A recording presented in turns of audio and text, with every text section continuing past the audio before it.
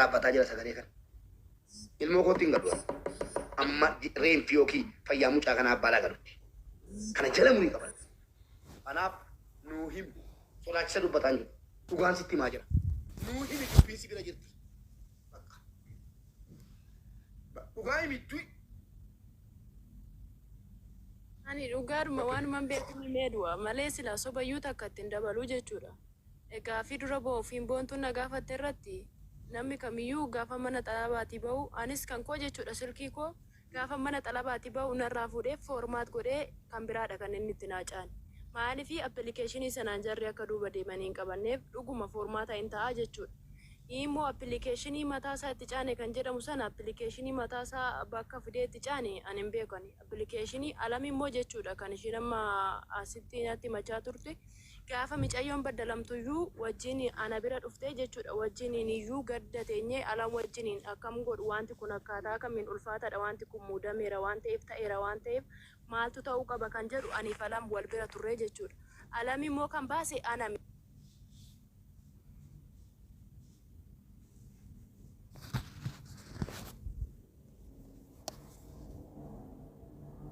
mootummaatti jechuudha deebisiifan kennaa alamis warqeetu na baase jettee dhuftee ama sakkaru.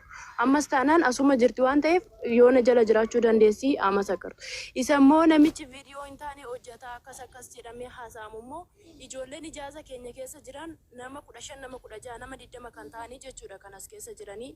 Ana miti isa kana ana namatti waan ta'eef abbaa biraarraa nama biraarraa fudhadhaa jechuudha deebisaani kana bakka ofii kiyya hin godha jedhee immoo nama waan ta'amu fakkeenyaaf ani amma iddoon jiru kanatti yoon du'e maaltu beeka. Kanaaf iyyuu amma jirutti jireenya kiyya keessatti jechuudha dhugaa hin jallisu waan akkanaa ofii kiyya narra ga'een argine namni immoo inni waan akkanaa irraan ga'e yoo jiraate immoo dhufee jala haama sakkaratu jechuudha ijoollee baay'eetu ijaaza keenya keessa jira waan ta'eef. Anaan irratti hin hojjenne nama biraa irratti hojjete immoo abbaan irratti hojjete dhufee narratti hojjeteera jedhee haama sakkaru. Kanaaf iyyuu ani isa kana amma jirutti dhugaa hin dabsu jechuudha arraba kiyyarraa. Waa'ee immoo micayyoo kanaa jechuudha.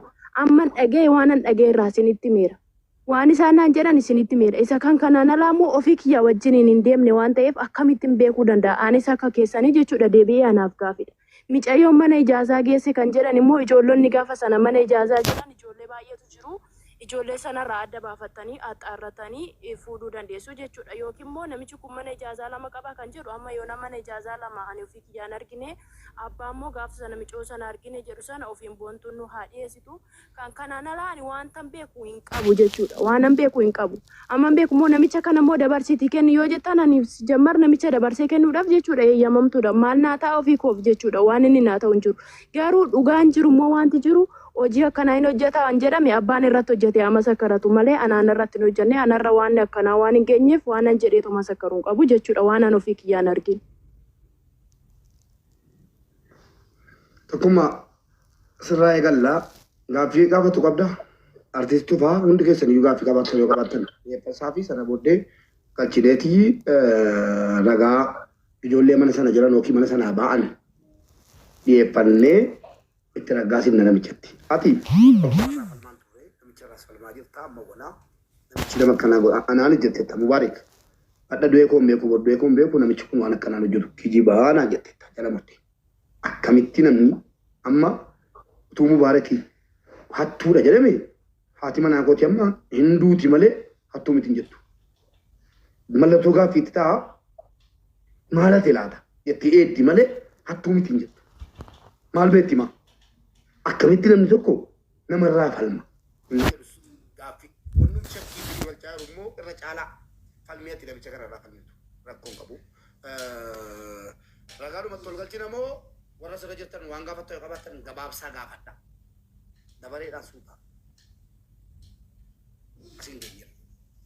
Wannan jechuun barbaadu wama tokkitti jedha inni namu intala argee jechuun mana ijaazaatti intala mucayyoo amma duute isiin jettu kana nama arge sana utuu dhiyeessite jechuudha kanuma qofaan waa biraan jedhu nama qaamaan isii arge sana dhiyeesse jechuu barbaade ta'uu wal biratti galatoo. Biifoolee waan jettu bakka. Ani illee waa takkatti ho'i gaafachuu barbaade. Wannan gaafachuu barbaade silaa ani qaamaan illee waan hedduu isii gaafadhee asumatti amma haasaa hedduu qaqqabu kana keessa xiqqoo waan naan galiin jira. Kamallaqaa deebiftee kana jette mucayyoo mana ijaazaatitti galtee jedhan mana ijaazaa geetti jechuu amma ka'aa jira. Gaafa mucayyoo kana sawwaaqa kanatti ergitu kana isiin mana dalagaa jirti moo mana jirti? Ani iddoo hojiin jira malee mana ijaazaan jiru gaafa sana ofii kiyya. Ofii keetti mana dalagaa jirta malee mana hin jirtu. Galatoon. Artistitu faaman Bareeda. gaafa. Ana mashiilee gaafachuu waan ishii gaafadhu baay'een hin jiru maaliif hundeen naa keekkechiiseera kana darra akka jiraatu sun waan taateef wanni guddoon maalidha amma wanti jedhamaa jiru ijoollee nama mana ijaazaa san keessa jiranii sodaa lubbuu isaaniif jecha waan jechaa jiran baay'eetu jira. Innis maalinni mindaa kiyya naa kennii qarshii sibiraa qabu jennaan kaameraa bilbila isaa keessaa waan qabu itti ol baase kan ishiin odoon beekii waraabame wayii san booda mucayyoon uffallaalte. Ijoolleen bira jirtu immoo mana ijaazaa san keessa jiran yeroo isaan wal qabatan biraa gadi bahan daqiiqaa muraasa booda baay'iseen duute jedhanii miidiyaa irra gadhiisanii jedhan. Wanni kun mana ijaazaa isaa sanuyyuu kam akka ta'e eessatti akka argamu odoo nu beeksifamee gaariidha. Wantichi ijoollee baay'een of kennuun barbaadan malee ragaa baay'ee irraa haasa'aa jiru waan taateef ji'a 5 dura mucayyoon ture.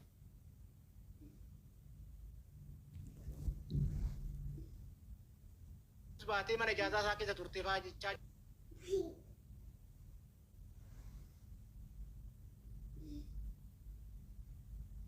ijoollee keenya dawaa adda addaa fayyadamee ija kaameraa fayyadamee fedhii foonii waliin raawwatee ergasii booda immoo isaan doorsisaa jiru ijoollee 5 4 hin taane. Wanti kun ulfaataadha. Namichi kun nama ulfaataa ijoollee teenya sandaafaa ijoollee teenya jalduu obboleeyyan teenya dhiiga keenya baay'ee irratti nama taphateedha. Namni kun nama ulfaataa hangana hin jedhamnedha. Kanaaf baay'isellee kan amma miidhaa irraan ga'e isuma mataa isaati. Ijoollee baay'een dubbachuu sodaata waan taateef qabatamaan manni ijaazaa isaatis inni illee to'atamuu qaba. San booda ijoolleen akka ragaatitti keessa waan baay'ee kennan baay'eetu jira.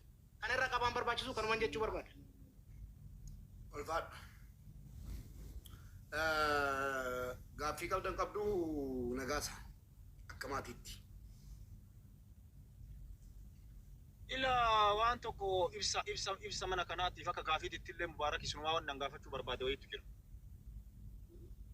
Taaksii keessa waan jirru nutti hin tolu mana galleetu isin yaada. Ganni waan jettu qabda. Bifoolee maal jette? Koi gaaffii dhumu gara ragaatti deemnaa laafanii bifoolee. Gaaffii yoo jirre isii wata. Ila amma ololli magaalaa kana keessa atillee waan biyya keetii iddoo jiraattu san nu oduu dhageenna malee waan jiru si rabbi qofa beeka. Nullee waan magaalaa kana soba fidanii dhugaa fidanii waan jiru ni beekna. Abbaan fedhe waan fedhe haasa'u. Mucayyoon tuni lakkoofsi isiinii dalagaa waan jettu kaaftan. Yookaan namatu kaasee guyyaa dhaganaa booda na bira dhufee jechuun ni dandeettan. Akka namaa mindu gongoree.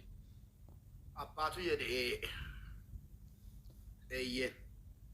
Mucayyoo koo bilbila sirratti ergasii. Lakkoofsi kun nan sila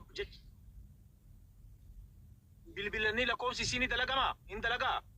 Abbaatu jedhee abbaa dhalchee jedhee abbaata asirratti hin jenne bakka biiroo sanatti sirkiisii maaltu kaasareenaa jedhinaa gaafadhu jedhan natachi taa'ee amaariffaan haasa'aa ture namicha wajjin.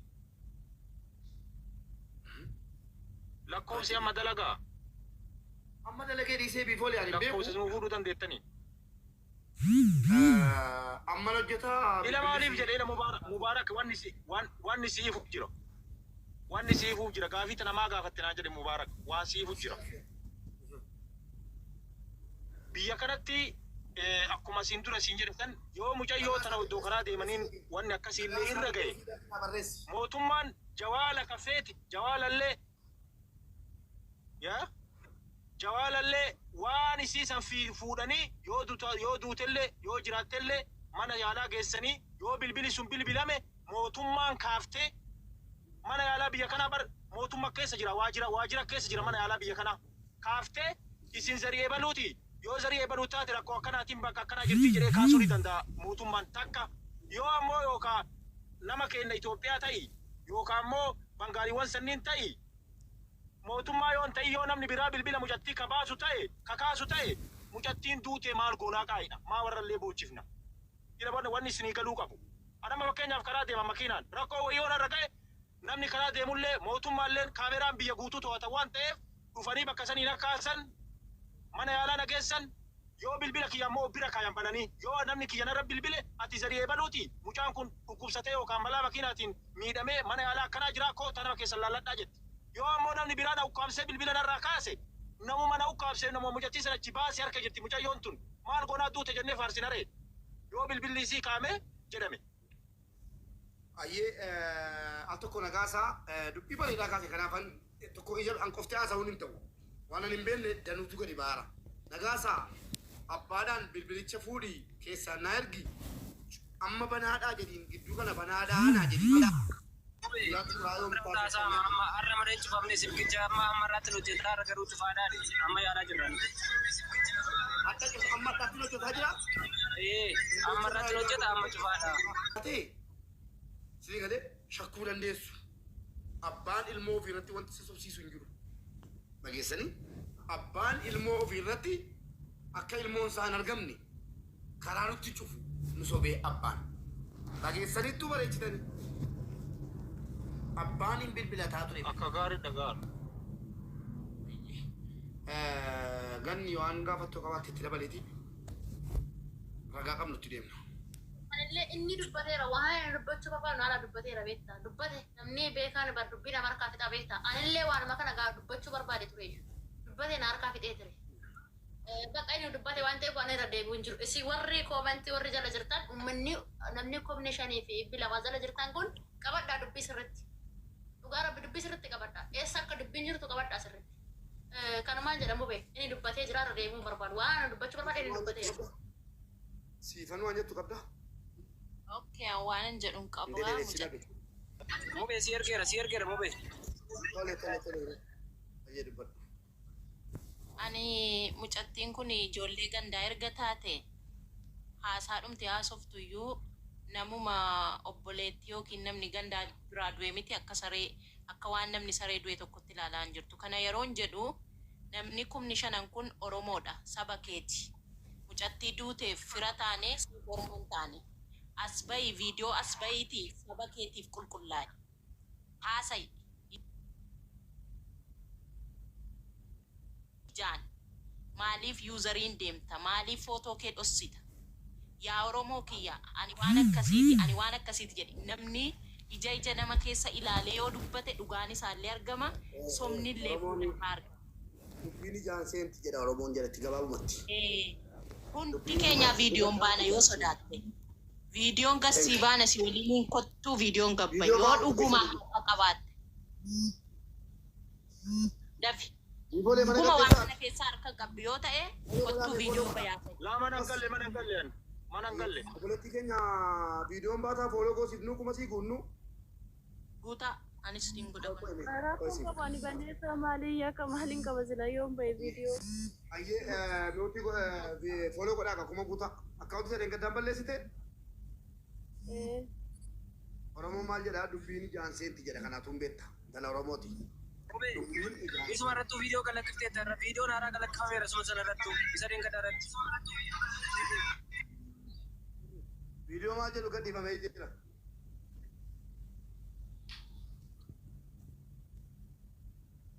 Suuruma ishii irratti hojjettee viidiyoo akka waan ta'e hojjettee suuruma ishii irratti kalaqqistee turte. Maal giiftii koo guuteetti maaliif labsuun barbaachise ati obboleettii keenya akkaawuntichi sin harkan jiru naan jedhaan jirtu ati giiftii.